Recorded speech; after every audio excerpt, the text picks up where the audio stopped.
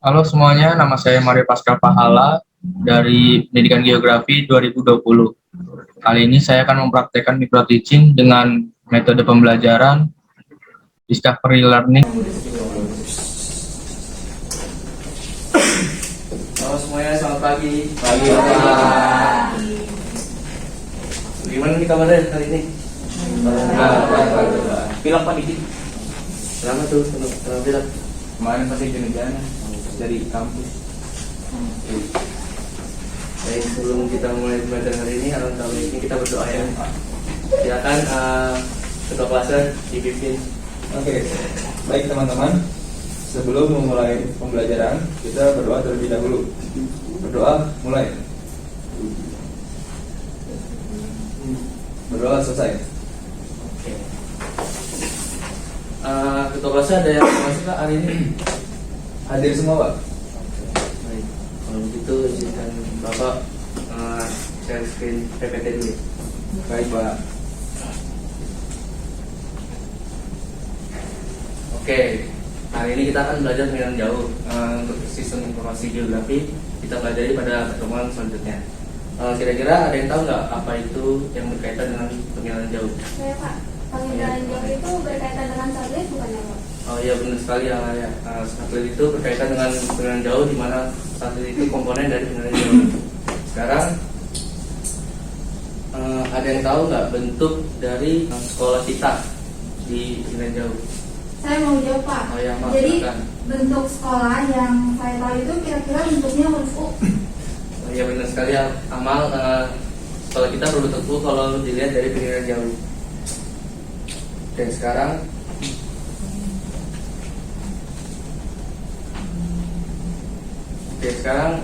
Bapak akan menjelaskan tentang pengenalan jauh. Apa itu pengenalan jauh?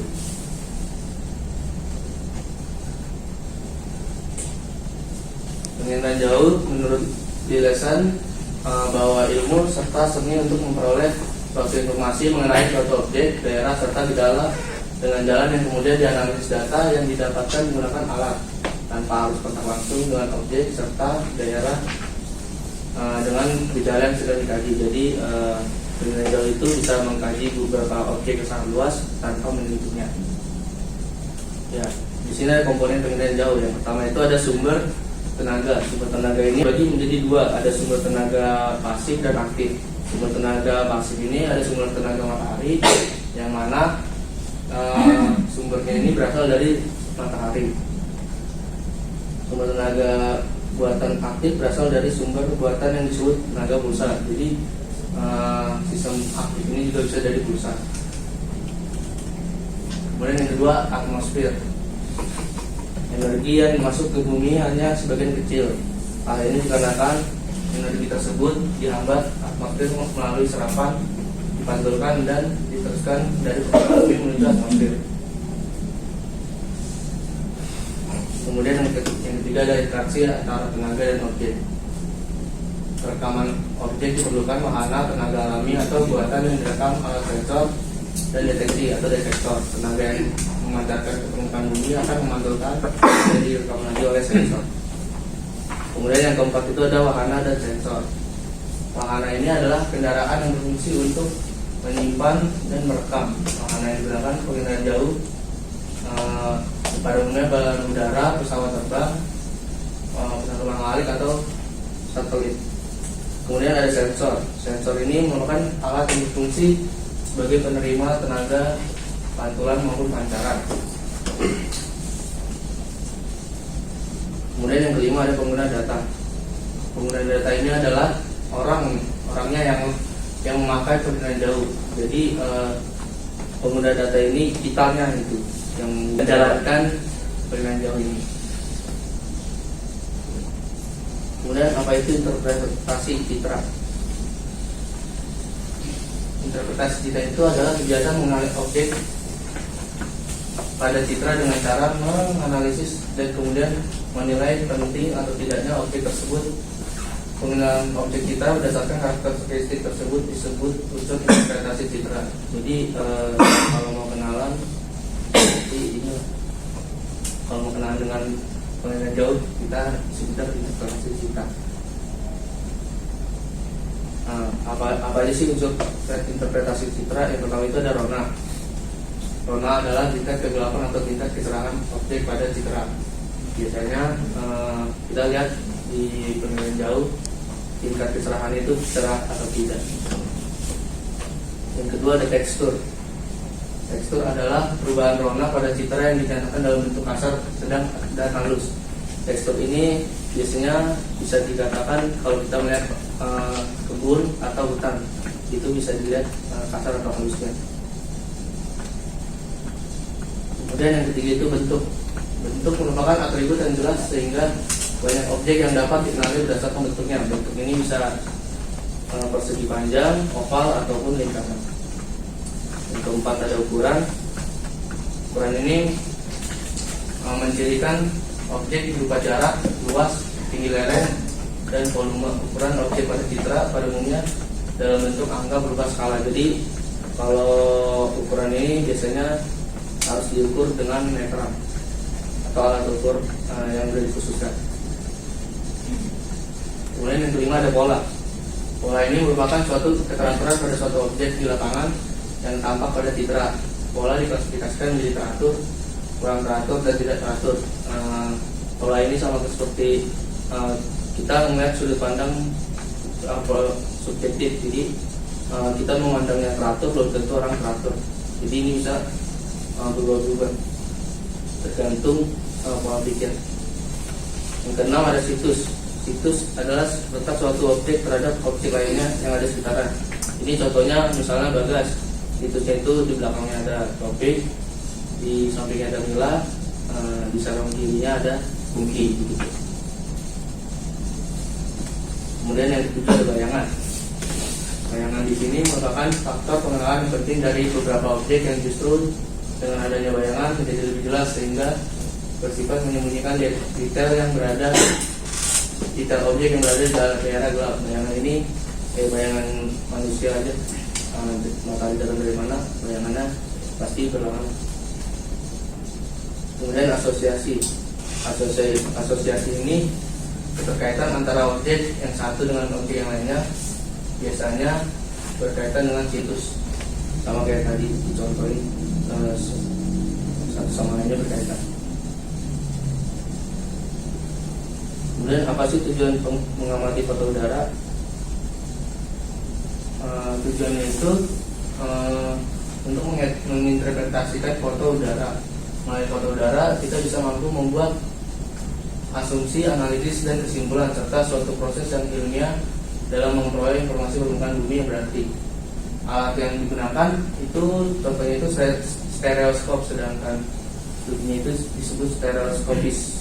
Itu studi untuk mempelajari alatnya. Kemudian ada manfaat penilaian jauh. Yang pertama itu di bidang geologi, kedua kajian transportasi, ketiga industri migas, keempat kegiatan militer. Oke, sampai sini ada yang ingin ditanyakan? Saya Pak, ingin bertanya Pak. Oke, silakan Bungki. Contoh dari manfaat penginderaan jauh di bidang militer itu seperti apa ya Pak? Oke, pertanyaan sangat bagus.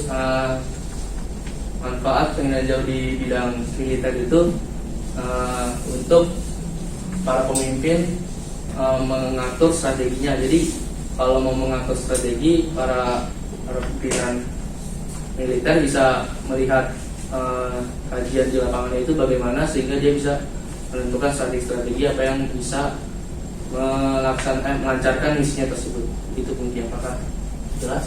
Baik, terima kasih Pak. Oke. Apakah ada yang bertanya lagi? Tidak ada Pak. Oke, kalau tidak ada, Bapak akan membagikan kalian menjadi 2 kelompok, yang mana masing-masing kelompok minimal menentukan 2 objek yang dikaitkan dengan unsur interpretasi citra tersebut. Ya, sekarang bisa dibagi 2 kelompok. Oke, baik Pak. Baik Pak.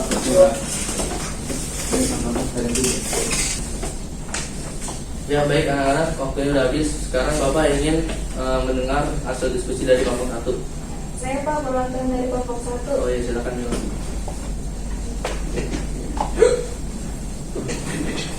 Jadi hasil diskusi kami mendapatkan hasil Yang pertama itu Danau Habema. Danau ini memiliki bentuk tidak beraturan dengan adanya pengikisan. Kemudian memiliki warna biru tua kehitaman, memiliki rona yang gelap akibat kurangnya cahaya sinar matahari yang memantul pada danau ini, dan terletak di dalam kawasan pegunungan Jayawijaya dan Taman Nasional Lawrence.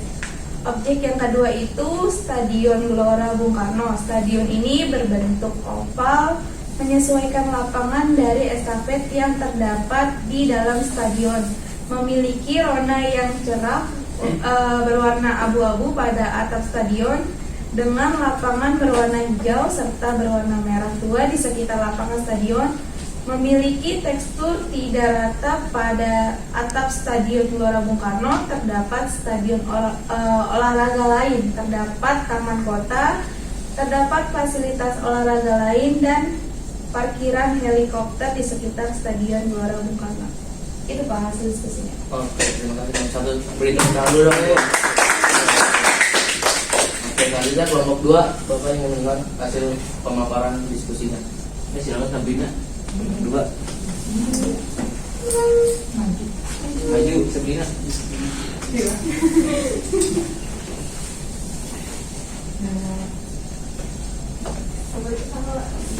Saya perwakilan dari kelompok 3. Jadi hasil diskusi kami mendapatkan objek yang pertama itu monumen kapsul waktu. Monumen ini memiliki bentuk seperti logo adventure, kemudian memiliki warna yang dominan, yang didominasi warna putih, memiliki rona yang cerah karena permukaan yang halus sehingga cahaya matahari dipantulkan dengan maksimal, serta memiliki tekstur yang halus pada lahan di sekitar monumen. Objek yang kedua itu tambang kapur Gresik. Tambang ini memiliki bentuk tidak beraturan karena menyesuaikan sebaran batuan kapur yang memiliki rona yang cerah dengan tekstur kasar dan memiliki asosiasi di jalan dan di tengah pertambangan terhadap truk pengangkut batuan kapur. Gitu aja, Pak. Oke, terima kasih kelompok 2, beri tepuk tangan. Oke, dari sini ada yang ditanyakan dari hasil pemaparan kelompok 1 dan kelompok 2? Nggak ada Pak. Oke, jika tidak ada, di sini kita bakal mulai games dulu nih untuk mengingat-ingat kembali apa yang kita pelajari tadi.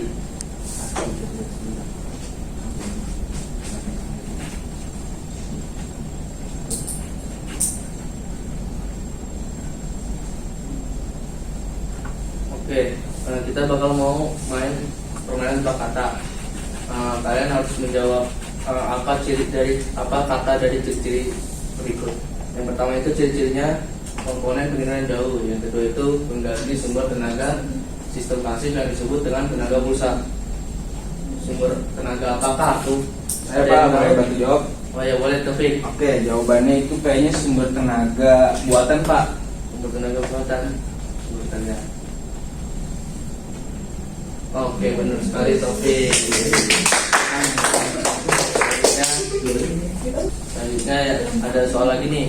Yang pertama itu ciri-cirinya sama komponen pengiriman jauh.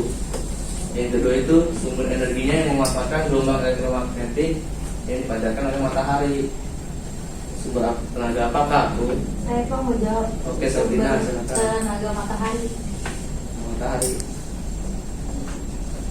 Oke, benar sekali.